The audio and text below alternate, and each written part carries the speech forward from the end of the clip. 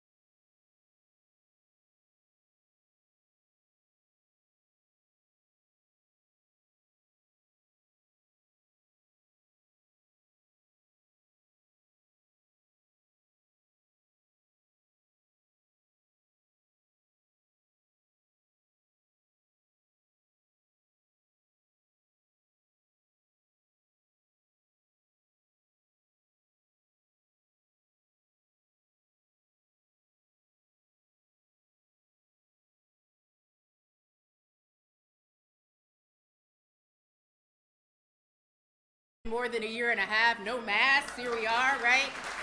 So we're just getting started, and it feels good for sure. We also want to give a very special thank you again to Christine Kilman.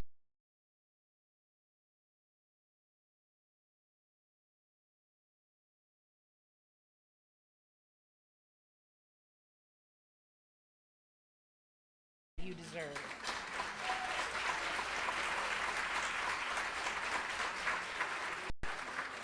And again, I mean, we can't thank them enough, right, for all of the work that they do for our young people.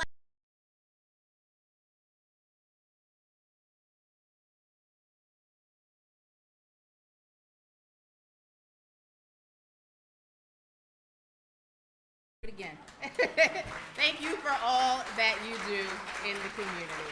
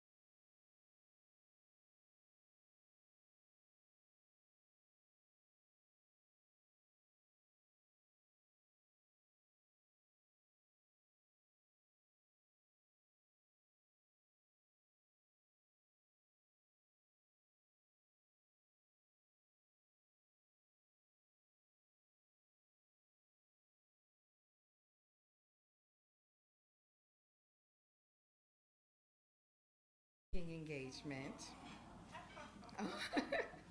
with the organization, and as I will soon work with youth in our community, just in a slightly different way. But this is a happy time.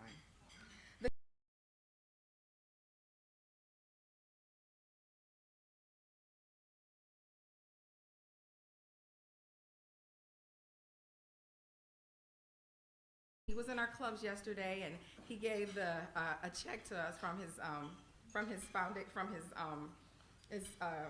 fundraiser. And the only thing that he could do and think of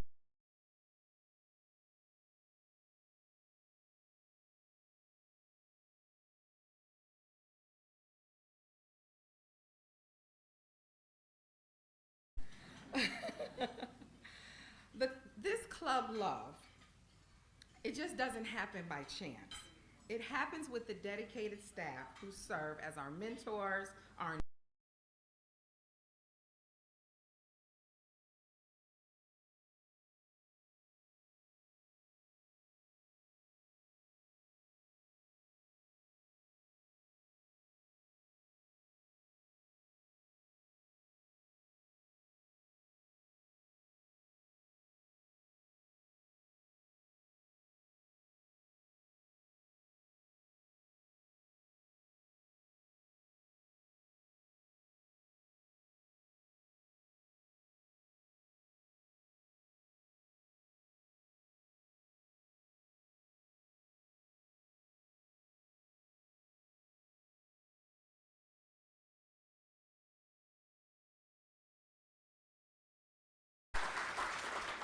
our flagship location, Detroit Avenue in the Old West End, Ryan Geske and Jasmine Hoskins. Please stand. Please give them a hand. It's very important that we call them by name. Thank you all from me. I had to do this up here publicly. Thank you very much. Now, traditionally, Monday through Friday,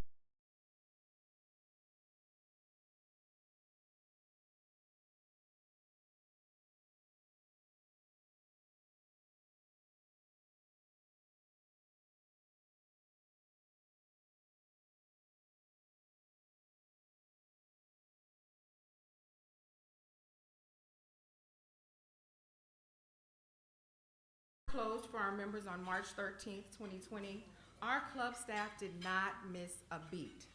On March 16th, while we were figuring out how to Zoom, we were also figuring out several different versions of club programming. First was the virtual club, where we safely presented content to several different social media platforms, Imagination Station,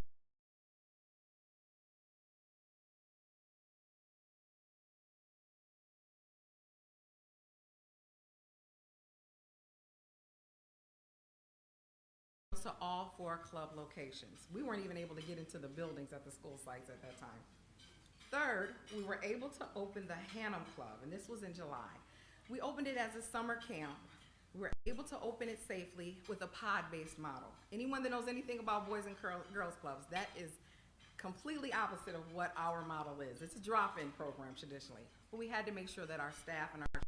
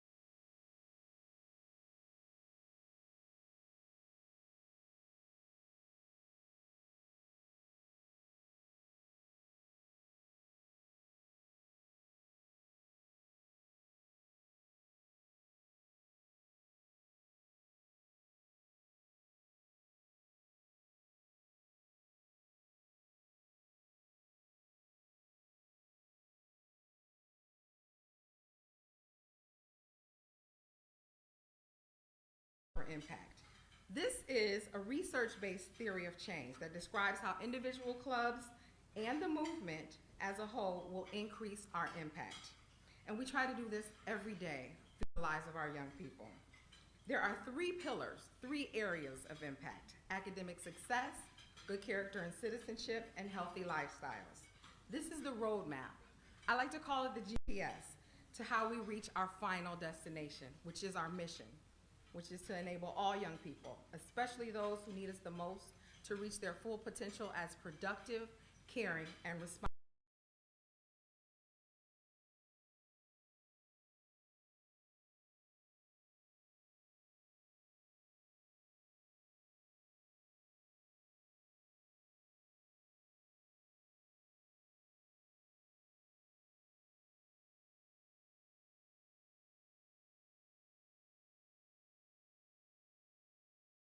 There's a different award-winning book featured every year, and look at this beautiful golf course.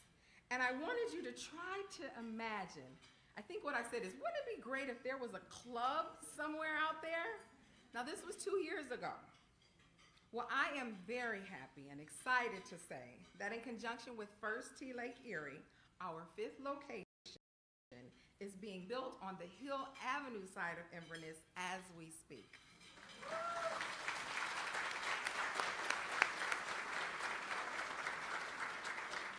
The Show and Rock Boys and Girls Club within the Datalo Youth Leadership Center will enable at least 100 more children within the Rogers McTighe Learning Community to participate in both our organizations' programming.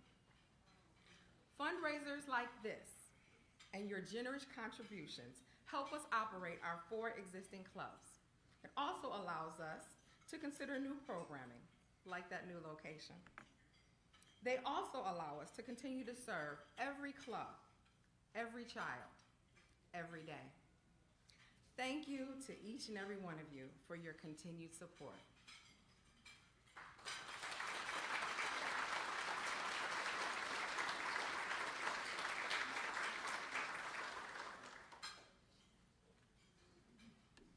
Thank you so much, Shauna, and thank you for all of your work. Now, in just a few minutes, we are going to bring up our keynote speaker, but before we do that, I'm going to ask our co-chairs to come up for a special message.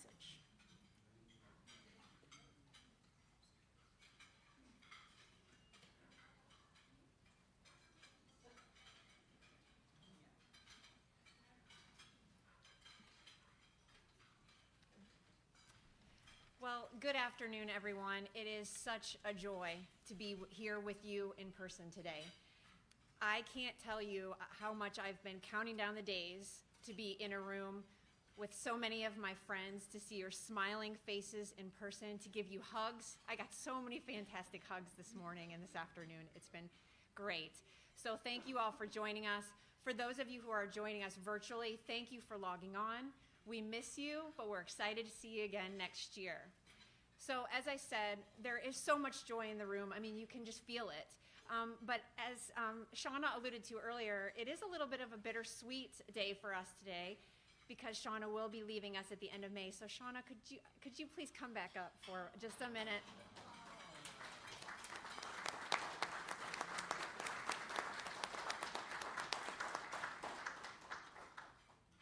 Look at that look.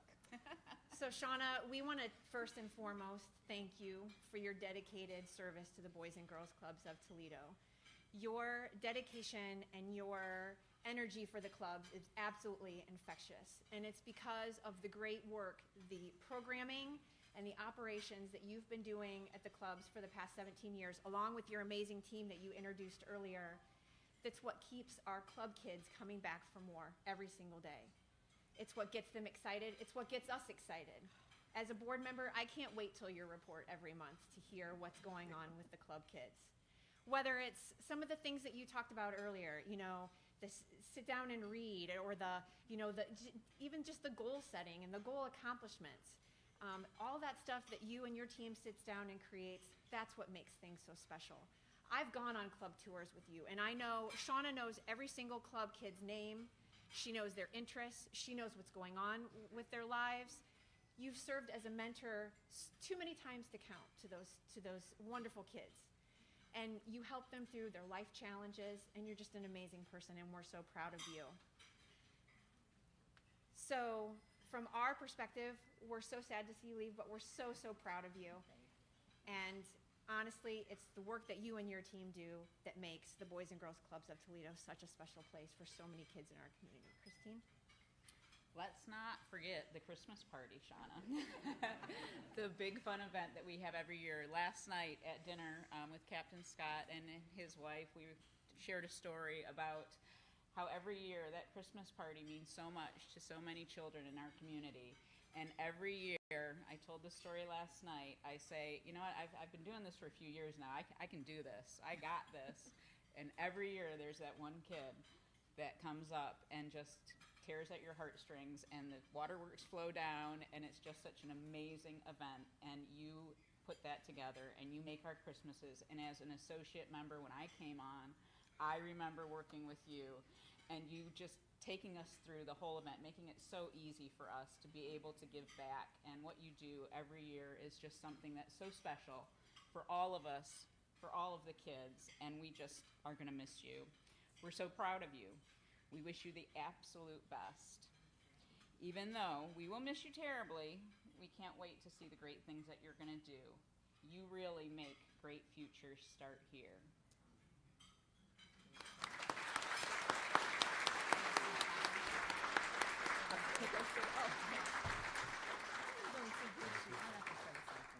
You go right ahead, please. Okay, I was like, I'm going to get through this. I'm not going to cry, and then you call me up here. Thank you all so much. It's never about me, and that's why I wanted to make sure that I highlighted the staff. I do that every chance I get, because without them, they are the front line, and the board members, you all are the ones that give us that energy. So I want to thank you all. It's my commitment to the community. I didn't think that I would be in work in youth development, but 3 different decades of my life I have served at the Boys and Girls Clubs, and it's just the beginning. So I'm here in Toledo, and I'm committed to our youth. They're my babies before I even had a child. So I thank you all for this. I thought I would be able to get through my last speaking event without crying. Not true. Thank you all.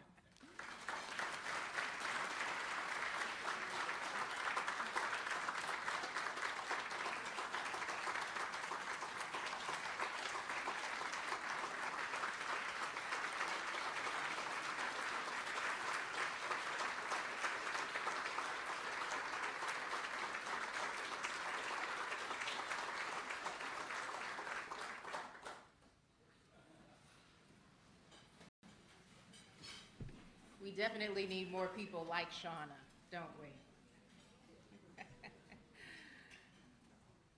Well, now we want to bring up our keynote speaker this afternoon, a former member of the Southwest Boys and Girls Club in Miami, Florida.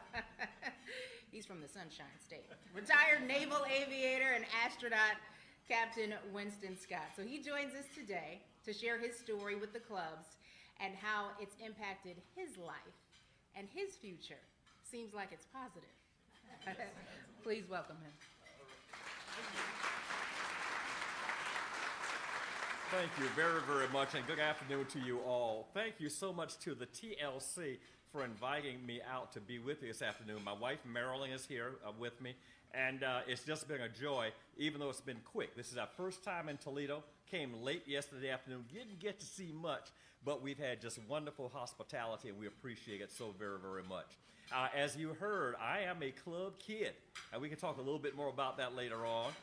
But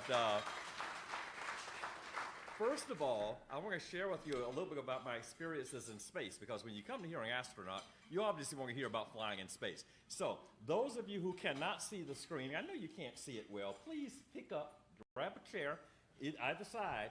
This is informal. Don't be shy. Get a chair, move over here to the center so that you can see the screen, because I'm going to roll through this baby here real quick and try and save a couple of minutes afterwards for 1 or 2 questions about flying in space. Can you all see? If you can't, don't be shy, because I'm going to roll. Well, while you're moving the chairs, every time somebody introduces me and I have that screen up, that slide up there, I always look at that upper left-hand picture. That was me as an astronaut candidate, taken quite a few years ago. The one on the bottom was a much more recent picture. Don't I look exactly the same now as I did then? All right, we're going to roll through the presentation. Matt has agreed to help me out. Now, when you're at NASA, you have to do everything very precisely. Communications are incredibly important. We work out a communication scheme. I'm going to say, next slide, please. And then he's going to hit the button. So, with that, next slide, please.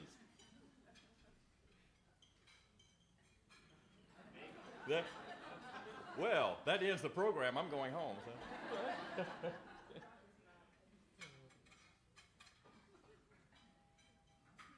Sometimes technology has a mind of its own. We ran through this. We'll get it going here in just a second.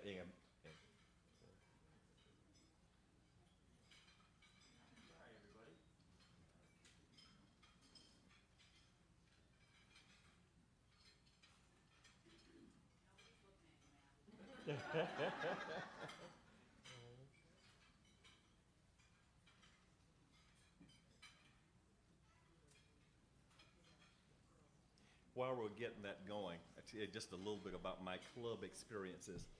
My brother and I were club kids back in the day. And it was truly back in the day, because in Miami, I grew up in segregated schools. I'm not all that old. I can remember when schools were segregated up through 9th grade. Then they integrated when I went into 10th grade. The boys club, and it was boys club then, it was before boys and girls. You know, we sort of heard rumors in the community that some of the kids from our neighborhood were starting to go up to the Southwest Boys Club. We weren't sure how that was going to work out. You know, black kids would be welcome there. So my brother and I sort of wandered up to the club, and we joined very, very tentatively. And we had to pay the dues. I think the dues is maybe like $2, but $2 was a lot of money. And you were supposed to pay it on a regular basis. Well, we paid the dues, and then we kept going to the club, but we could not continue that. And I kept thinking that one of these days we're going to walk into the club, and they're going to tell us, you can't stay because you didn't pay your dues. Never happened. Never happened. Everybody from day one was so welcoming, so inviting, so receptive. Color had nothing to do with it.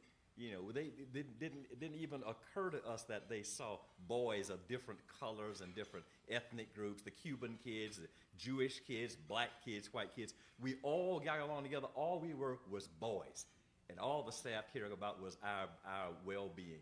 And we continued through the club. And during my junior and senior year in high school, I was actually a junior staff member there at the club. Got paid to be on staff. Minimum wage was $1.25.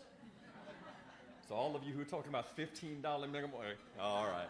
But the club just has such a positive influence on me. Are we ready to roll now? Okay, a little bit more about the history of Winston Scott. That upper left-hand picture is my family back in the 50s, Miami, Florida. My mom and dad, obviously, they passed away now. The girl in the middle is my big sister. She's retired, taught school for 40 years. The little guy on the left is my baby brother. He's also retired. He was a deputy sheriff in Atlanta, Georgia. And the cutest one on that slide is yours truly. Fast forward, upper right-hand picture, graduation, high school graduation, taken in the living room after ceremony. Fast forward again, that middle picture, I've graduated from college, been in the Navy now for about 8 years, and being promoted to lieutenant commander. That's my commanding officer. Tell you what, if I don't get any feedback, I'm gonna try to walk out here so I can talk and look at the screen. Hope it doesn't feedback. Okay, now, and those of you who, I'll try not to keep my back to you, but just bear with me here. I'll try and move around a little bit. Okay, next slide, please. Okay, the Navy trains everybody to fly fixed-wing airplanes, but some of us get also to do helicopter training. So when I finished my fixed-wing training, I got sent off to fly helicopters, learn how to fly helicopters, and flew this one. I actually flew, this is the SH-2 Foxtrot anti-submarine warfare helicopter. So I flew that one off the back of destroyers for about 3 years. Next slide, please. Then I went back to fixed-wing training, and I got to fly the F-14 Tomcat. If you're not familiar with airplanes, that's okay, because you are familiar with the movie Top Gun with Tom Cruise. Everybody is. This is the airplane that the Tom Cruise character flew in the movie, but Cruise is an actor. I flew it for real. Next slide, please. Next slide, please, there, Matt. 2 space shuttle missions. The upper left-hand slide, my Endeavour crew. Endeavour was the newest of the shuttles. Lower right-hand side, my Columbia crew. Columbia was the oldest. I had to fly on the newest and the oldest. 9 days on Endeavour, 16 days on Columbia. Next slide, please. Okay, everybody on the shuttle, station nowadays, but my days was space shuttle, had many, many different jobs that they were responsible for. But you have a couple of primary jobs. I was the flight engineer for the flying parts of the mission, because I'm a pilot by background, so I was part of the flight deck crew. But my main job was spacewalking, or EVA as we call it, extravehicular activity. And the way we practice for spacewalking is underwater. That lower right-hand picture is my buddy and I underwater in the Neutral Buoyancy Lab, kind of a fancy swimming pool. We're practicing underwater what we're going to do in space. Now, it's not the same thing. But what happens is the water floats the suit a little bit, and you pretend you're in weightlessness. Not the same as space, but that's just what you do. Tell you a secret, that suit weighs 350 pounds. And the real one weighs 350 pounds. In space, the weight disappears. That weird thing is floating, but you've got 350 pounds of mass in addition to your body mass and your tools that you're moving. So you're routinely moving 500-600 pounds of mass around in orbit, just moving from spot to spot, let alone the work you have to do. So physically, this is probably the most demanding thing that we do in space. Next slide, please. My Columbia crew, this is the afternoon of launch. We're leaving crew quarters. We're going to proceed out to the launch pad where Columbia is waiting for us. This is probably 4 hours before actual liftoff. Next slide, please. Okay, we jump ahead. We're at the white room. It's my turn to climb in. Those guys, they are suit technicians. They'll get me partially suited up. And my launch and entry suit, that's what that orange suit is. We wear it when we launch into orbit and when we enter from orbit. That hatch there, the doorway there, is the actual hatch to Columbia. Some people are already inside, but it's my turn to climb in now. Next slide, please. Actually, this should be the movie, liftoff. 7 seconds before liftoff, the ground launch sequence computer would activate the main engines. If all 3 main engines would come up to speed properly, then the solid rocket would ignite. You have to get the mains going first before the solids, because once the solids ignite, you go in someplace. Hopefully it's where you want to be. Now, I was telling the folks last night at dinner, see how that looks like this in slow motion? The thing sort of floats up off the pad. In reality, it jumps off the pad. It keeps you in the backside. By the time you pass the top of the tower, you have exceeded 100 miles per hour. We passed Mach 1, the speed of sound, in roughly 45 seconds. And it continues to go faster and faster. Mach 2, Mach 4, Mach 5, Mach 8, Mach 10, Mach 12, Mach 13. Just goes faster and faster and faster and faster. It never stops accelerating until you reach orbit. The entire ride to orbit is only 8.5 minutes.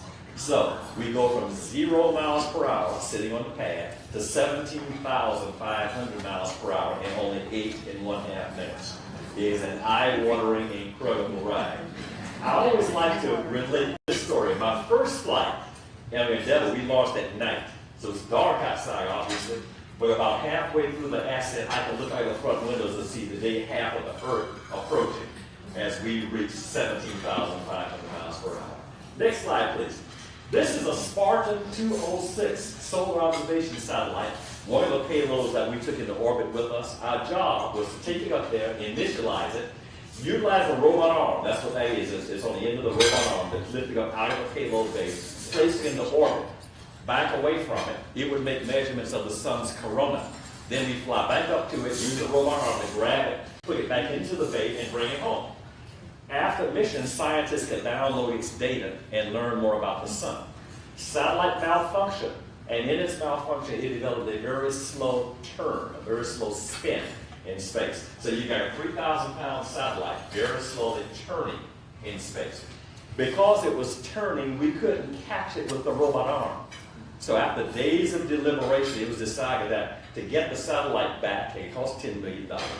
So we had to get it back. My American Express wouldn't handle $10 million. It was decided my spacewalking buddy and I would go outside and attempt a manual capture of that satellite. So let's see, next slide. What do we have on the next one? Okay, don't write it yet. Don't write it yet. Let me tell you what you're going to see because this goes by fast. It was decided that we'd go outside and catch it and try and catch it by hand. My partner there, you can see his face, is Takao Doi, Japanese astronaut. Takao was on his first space flight, first spacewalk, and we're asking to catch it. Satellite. I was the lead spacewalk because I'd been out before. What you're going to see when this starts up is you'll see us inside the airlock the night before, prepping our suits. Then we're going to jump ahead and we're going to actually already be outside. And we're going to be anchored on the sides of the space shuttle. I'm going to be on the left side of the screen. My boots are anchored in the foot restraints to hold my body still and my hands are free. Takao is going to be on the right side. Our commander will fly us up to the satellite, and then we'll watch it to be sure its motion dampened enough. We'll maneuver around, and we'll grab that satellite, rotate it, and launch it to the payload bay. You're going to see probably 10 seconds of what it took 3.5 hours to do. There's a lot of detail that you're missing. But go ahead, let's roll the video. And again, we're prepping our spacesuits. This is the night before inside the airlock. And then you're going to see us outside here. The next one, yeah, I'm on the left of the screen, Takao is on the right. We're on the dark side of the orbit because we want to rendezvous in sunlight. Now there we go, we've already affected the rendezvous. We're watching the satellite to be sure its motion has damped. We're traveling, remember, 17,500 miles per hour, and the same thing with the satellite. Now you can see a little bit of brightness. There's the Earth in the background. You can see the movement, and we're still watching the satellite to be sure its motion dampened. The next thing you see, I think we rotated the shuttle. See how the Earth is vertical? I can remember when we were doing this, seeing the Earth tilt out of the corner of my eye. You talk about vertical, incredible vertical. But we worked through that. I'm on the left, Takao's on the right. We're rotating that big satellite forward so that we can lock it into the payload bay and bring it home. So again, it took days of planning, 3.5 hours of spacewalking to do this. But we got it. It was brought back home, repaired, and sent up on a subsequent reimbursement mission. Okay, next slide, please. Let's see what's next. Oh, okay, another video. Before we run this is the end of mission. And the way you bring a spaceship home, you may have wondered. That's something your inquiring minds want to know. How do you come home? You have to slow the thing down. You slow the spaceship down. Gravity pulls it back down into the environment, into the atmosphere, and then you have to do a controlled re-entry and descent. It has to be controlled because, as you know, things that enter the Earth's atmosphere uncontrolled burn up, like meteors, old spaceships, the Chinese space debris that just came down recently. So what you're going to see, again, you're going to see just maybe 30 or 40 seconds of what it takes an hour and a half to do. We'll fire our jets. We have orbital maneuvering systems, engines. We fire those, that slows us down, and then the shuttle begins to descend out of orbit. When it touches the atmosphere, what we call entry interface, then we flip it around to the appropriate attitude, and we actually fly it home. And we perform S-turns back and forth so that we can dissipate that energy in a controlled manner. We re-enter the atmosphere on the opposite side of the Earth, some go over the Indian Ocean, and we navigate all the way home in a controlled manner to hit a spot on the ground at Kennedy Space Center, all with no engines. And we can do it because the people that designed it, that programmed it, the computer scientists and navigation people, the guidance, navigation control, they make the astronauts' job easy. I mentioned the speed on the way up. And upon re-entry, we exceeded Mach 25. 25 times the speed of sound. On my other suit, I have a 25 patch because I've gone faster than Mach 25. And the landing, you see it here in a little bit, is nice and smooth, just like a commercial airliner. We landed somewhere around 200 miles per hour. The touchdown is nice and smooth and solid, just like riding on Delta Airlines. Okay, with that, let's go ahead and roll the video. Again, the jets are firing outside. We hit the atmosphere. At one point, the air is so thick, we get a bright orangish, yellowish glow from all that hot plasma outside. The video doesn't do that justice. It's like riding inside a big fireball. We've jumped way ahead. Now we're just about to land. This is taking overhead Kennedy Space Center in Florida. This is the view through what we call the head-up display. Some of you may have a HUD on your car. I drive a Corvette. I have a HUD on my Corvette. And my fighters all had HUDs. But your flight data is displayed on the windscreen in front of you so that you don't have to look inside, outside, inside, outside. On the left is airspeed, the right is altitude. You see the 14, 13 on the right? That's 13,000 feet, 12,000 feet. On the left looks like 300 knots. Anyway, this was taken obviously from outside. Our commander is doing the flying. The landing gear will be lowered here in just a minute. There's the runway in front of you. 310, 312 knots on the left side, that's the speed. 1,200, 1,000 R on the right is radar altimeter. That's the height above the ground. Yes, Steve, our pilot, lowers the landing gear. Kevin Kriegel is our commander. Kevin does a nice job of squeaking it on there at the runway at Kennedy Space Center. When you roll to wheel stop on this thing, you can't just open the door and get out the way you do an airplane. It takes the flight deck crew, 3 of us on the flight deck, about 45 minutes to power down all the systems. Commander had some, pilot had some, I had some. And when we power down, the internal systems is transferred to ground support equipment outside. The ground crew drives up in a convoy of trucks and they hook up all the ground support equipment. Once that's done, that 45-minute period, we can open the hatch. The first person to come in is the doctor, flight surgeon, wants to come in, talk to us, check us out, see how we're doing. If we're doing okay, then we make our way off of the shuttle in seclusion and begin to reacclimate. One thing you've never seen astronauts walk off a spaceship because they're always going in seclusion. Some people don't walk so well as others. We begin to reacclimate. The ground technicians take over the shuttle from the outside. They begin the reprocessing portion of it. So here you've seen in the last 10, 15 minutes or so the synopsis of a 16-day mission into orbit aboard the Space Shuttle Columbia. Give me the next slide there, Matt. Let's see what's there. I think it's the last one. Yes, the 6 happy faces, like 16 days. All right, tell you what, let me take just 1 or 2 questions from the audience. There must be something you're curious about space flight that I hadn't talked about just yet. First thing I saw was the gentleman in the back. How you doing, sir? Good, fine. So, talk to me about what's the biggest thing that space changed for you, or how did it change you? Space has changed me in every sense of the word. It really alters your life. And even though the last 13 years or so. I left active duty as an astronaut. I left the Navy in active duty. But my life is still dominated by my space experience. Everything that happens to me, it happens on a daily basis, surrounds my experience in space because it's just such a unique experience.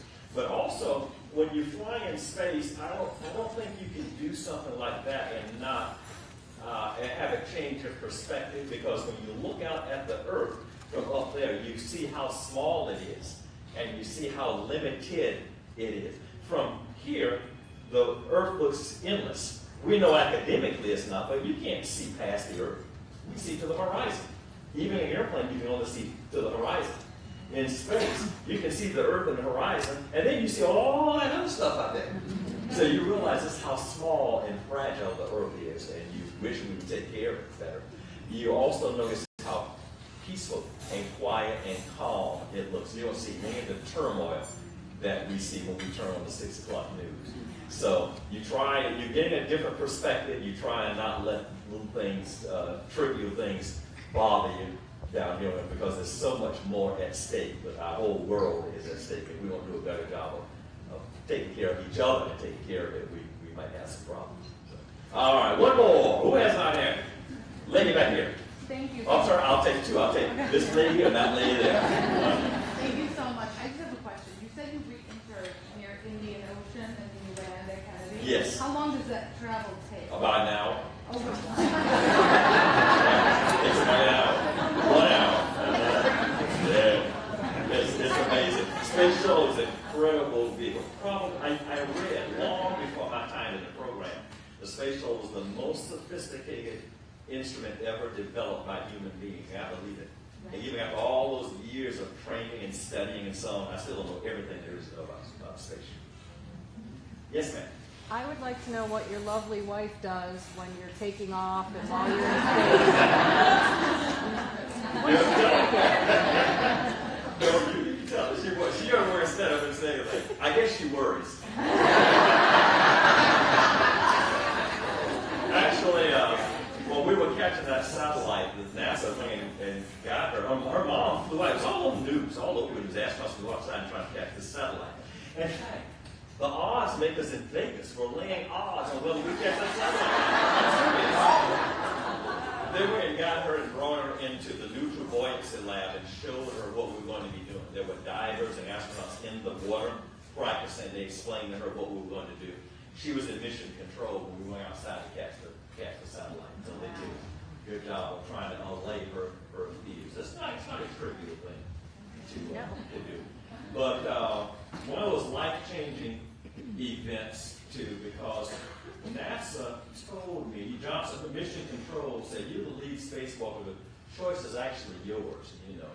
If you agree to it, your mission, should you decide to accept it, go outside and catch this satellite. Now, of course, I was not going to say, no, we were going to catch that satellite. Dude, there's nobody else in the world. You got the A-team. Check out. But it wasn't a trivial thing, and we had to have a lot of thought to do it. But let me finish up by talking about something else that's not a trivial thing, and that's my experience at the club. The Boys and Girls Clubs are truly near and dear to my heart. I gave you a quick synopsis about my experiences at the club, but there's so much more to it than that. And all the exposure that we received from being at the Boys and Girls Club, the leadership experiences that I was able to receive as a youngster growing up there, the camaraderie, the support, all those things I think help prepare me for adult life, and what I think has been a pretty good adult life. And the thing that's so interesting is that if you had walked into the Southwest Boys Club when I was there, and again, you know when I say that, it was Boys Club. So I know it's Boys and Girls now, I want to make that clear. But Southwest Boys Club, you would see me probably in the gym playing basketball or doing something else. You would not have walked in and looked at me and said, that kid's going to do something unusual. That kid's going to do, that would not have happened. I'm just another club kid. But look what happened.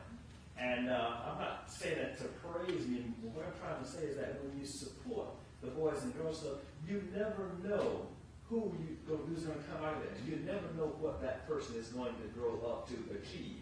You may turn out Denzel Washington or Shaquille O'Neal, or you may turn out somebody who's going to discover a cure for cancer. Or you may turn out somebody who's going to be the next governor, or mayor, or president, or news anchor, or professor. There's so much talent in these boys and girls clubs. And the talent has nothing to do with economic income of those kids, or male or female, or old or young, or ethnic group. It has nothing to do with talent. God bless everybody with talent. It's up to us to do what we can to bring that talent out. So, when you think about supporting the clubs, think about the future, because our future can be in the hands of, some of the good things that come out of our future can be in the hands of some little kid running around in the Boys and Girls Clubs today. Let me thank you again for sharing a few minutes with you. I didn't get to greet you before. I'd like to meet and greet you before we leave this afternoon. Thank you so much. You've been a wonderful audience.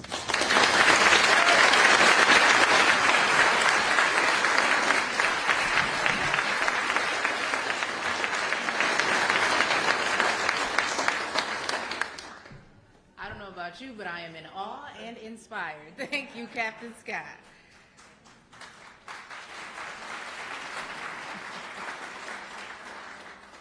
So we want you to turn your attention here, of course, to the screen. We are going to hear a short message and story from Boys and Girls Clubs of Toledo trustee, Lieutenant Colonel John D. Reynolds. Members, officers, friends of Ladies First Club, and thank you, Captain Winston Scott, for an amazing speech. Perfect. Thank you for sharing your story. Ladies and gentlemen, I am John Davis Reynolds, Jr. I grew up through the club in a variety of ways. I was a member, I was a junior keystoner, a senior keystoner, I even was a junior staff member. They used to have junior staff back then. Then I became a staff floater, alumni, of course, inducted to the Hall of Fame, and I'm on the board as associate board member. However, I'm very involved in the board to the best of my ability through the internet and other ways I can help out the club, because I'm currently stationed at Fort Knox in Louisville, Kentucky. I would not be where I'm at today if it wasn't for the Boys and Girls Club. The club has taught me, the club has allowed me to experience many things that have built and made me the person I am today. The club has also educated me, and I have a passion for education. It also has taught me the importance of engagement, whether it's in the community, family, friends. So that's what I want to share with you today, those three things: the engagement, the experience, and the education, and most importantly, the ethics. The club has taught me a variety of ethics. Some examples I can give you is, as a keystoner, my first trip out of the state of Ohio, beyond the Canada and Michigan, was actually in Atlanta. We drove a Boys and Girls Club bus. I did. The former CEO of the Boys and Girls Club, Toledo, did, down to Atlanta. So that was my first experience. And I had an uncle down there. The club allowed me to have meet with my uncle while I was there, which I thought was truly amazing. Also, I experienced fine dining down in Atlanta. Our vouchers allow us to have more than a typical dinner that I'm used to when I was growing up. So I was introduced to filet mignon. I'm not a filet mignon person, but again, having that experience has made me somewhat of a foodie. And I would say working with the staff has really helped me become better engaged. As I matriculated throughout high school, I got more involved in more activities. The first time I actually played chess was at the Boys and Girls Club. But there was a lot of first times I did. Initially, I just wanted to go there and play video games and play foosball. I was very good at foosball, but the staff pulled me away and showed me the importance of experiencing, exploring, and learning. And that helped me in my educational pursuit. Although I'm an Army officer, I also have 3 college degrees.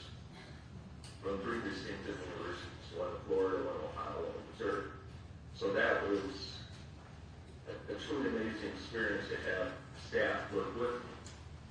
Ladies and gentlemen, and mainly members of the club, I could go on forever. My first camping experience was with the Boys and Girls Club.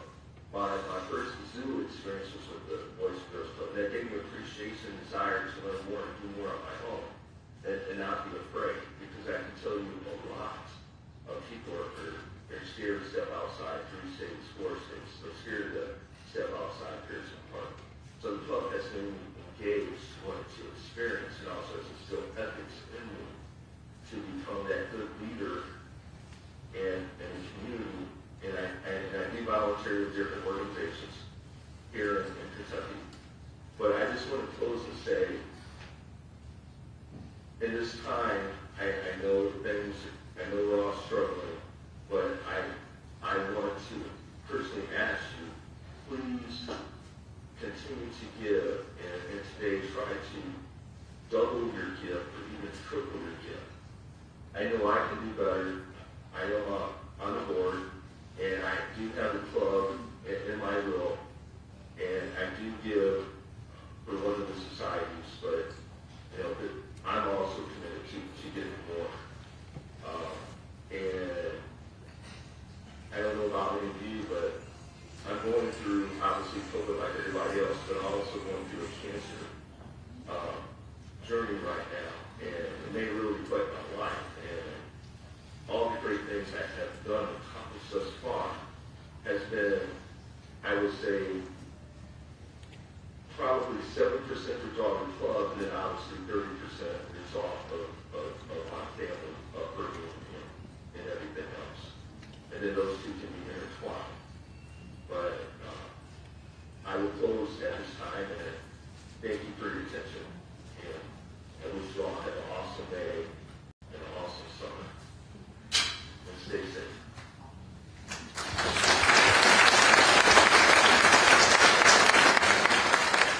And so John D. Reynolds was a member of the Boys and Girls Clubs of Toledo. And so it really just goes to show the importance of support and mentorship and what the Boys and Girls Clubs provides. So I'd like to now ask you to join John and many others in this room and those watching at home to consider making a gift to support the important work that the clubs do in our community. For those in the room here today, you will find envelopes in the middle of your table that will allow you to do so. For those at home, on the home page where you are watching this right now, you will find a purple Donate Now button, or two, and you can go ahead and click that to make a gift to the clubs. Your generosity here today will go so far in supporting the mission and allowing the clubs to continue making an impact, just like they did for Captain Scott and Lieutenant Colonel John D. Reynolds, and so many more young people. I'm going to give you time to do that.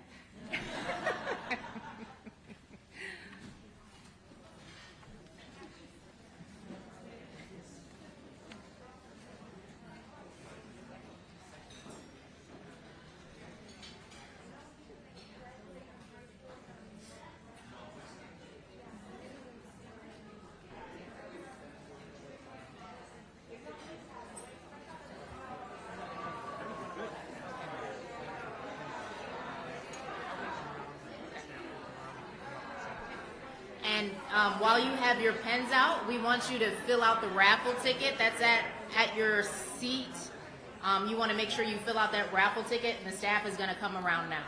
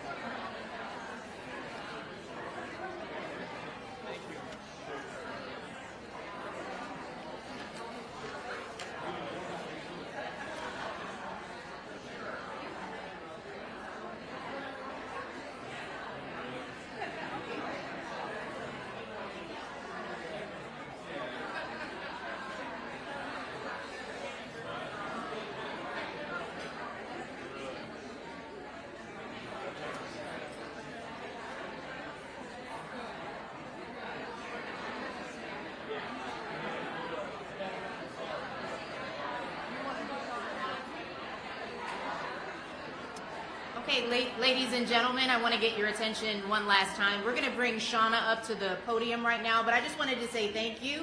I have a doctor's appointment to get to, but it's been a pleasure being here with you today. I hope you tune in to WTOL 11 Monday through Friday in the morning from 5 to 7 in the morning. It's been great. Have a great day. Have a great weekend.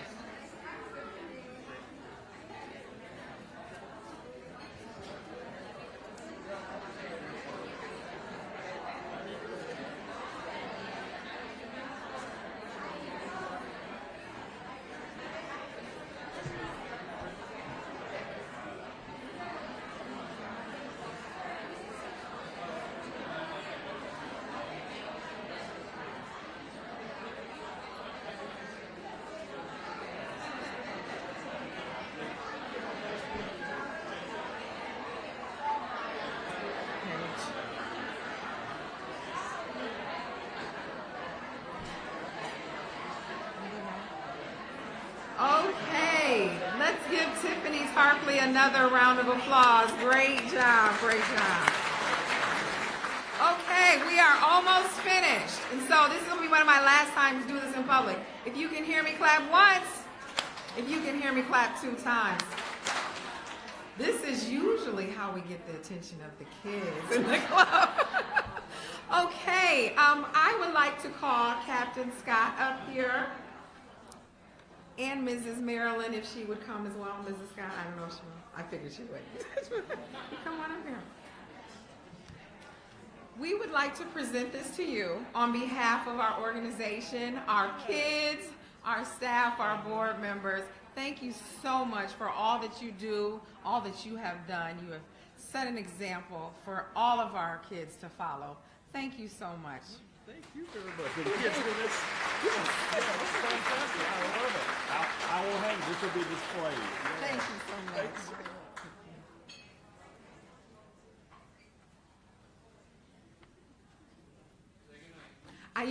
So Tiffany had to leave, so I think I'll take over. Ladies and gentlemen, thank you so much for our first in-person event after COVID. Have a wonderful, wonderful afternoon. We will contact the winner of the raffle later on.